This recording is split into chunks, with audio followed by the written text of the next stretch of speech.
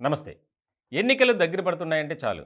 ఎక్కడ లేని వారంతా ఆయా రకాల అస్త్రాలతో వాలిపోతారు.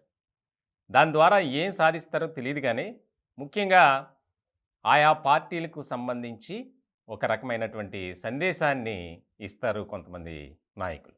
నాయకులే అనాలి వాళ్ళని. ముఖ్యంగా ఆంధ్రప్రదేశ్ రాష్ట్రానికి ప్రత్యేక హోదా.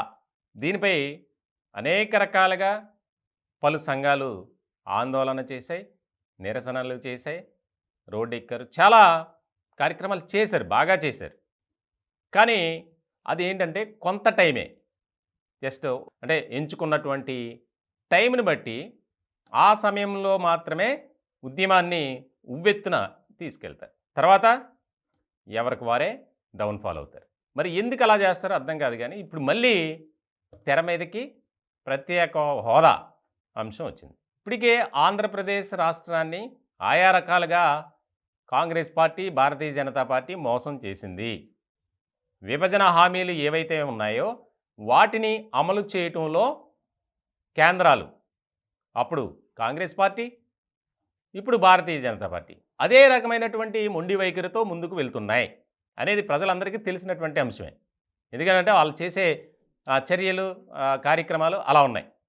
ఇలాంటి నేపథ్యంలో ఇప్పుడు మళ్ళీ ఆంధ్రప్రదేశ్ రాష్ట్రానికి ప్రత్యేక హోదా, మా ప్రాణం పోయేంత వరకు మేము ఫైట్ చేస్తామని చెప్పి కొంతమంది బయటకొచ్చారు.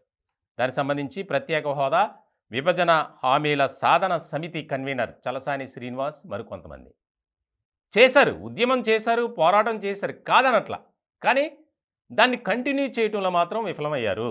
అదే ఉద్యమ స్ఫూర్తిని ముందుకు తీసుకువెళ్ళుంటే ఈ పాటికి రాష్ట్రానికి కేంద్రం ఖచ్చితంగా ప్రయోజనం చేకూరే విధంగా చేసేది అనేది కూడా బాగా వినిపిస్తుంది. ఇలాంటి సందర్భంలో ఇప్పుడు ఎన్నికలు రాబోతున్నాయి ఆంధ్రప్రదేశ్లో. ఇలాంటి సమయంలో వీళ్ళంతా మళ్ళీ సంఘటితం కావాలి, ఐక్యం కావాలి. మనమంతా పోరాట స్ఫూర్తిని, ఉద్యమ స్ఫూర్తితో ప్రత్యేక హోదా అంశాన్ని మనం మళ్ళీ బయటికి తీసుకొద్దాం.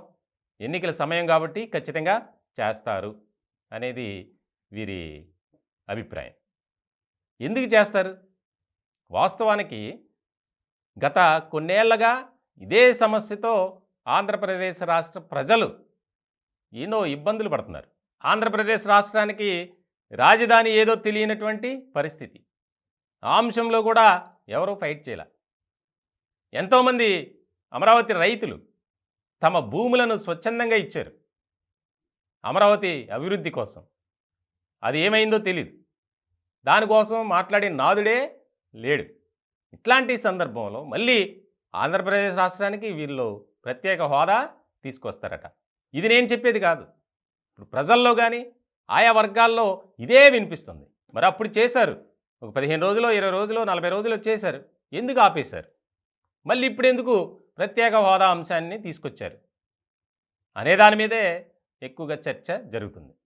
అంటే వారి మనుగడ సాధించుకోవడం కోసం మేము కూడా ఉన్నాం, రాష్ట్ర ప్రజల ప్రయోజనాలను దృష్టిలో పెట్టుకొని మేము పోరాటం చేస్తాం, ఉద్యమం చేస్తాం. అంటే వాళ్ళ అవసరాల కోసమే ఇదంతా చేస్తున్నారు అనేది కూడా ఒక రకమైనటువంటి విమర్శ వినిపిస్తుంది బాగా. ఇలాంటి నేపథ్యంలో మరి వీళ్ళు ఎంచుకున్నటువంటి పందా ఏదైతే ఉందో మళ్ళీ ఆంధ్రప్రదేశ్ రాష్ట్రానికి ప్రత్యేక హోదా తీసుకురావాలి, దాని మీద ఫైట్ చేయాలి. ఎలాంటి పరిణామాలకు దారితీస్తుందో వెయిట్ అండ్ సీ.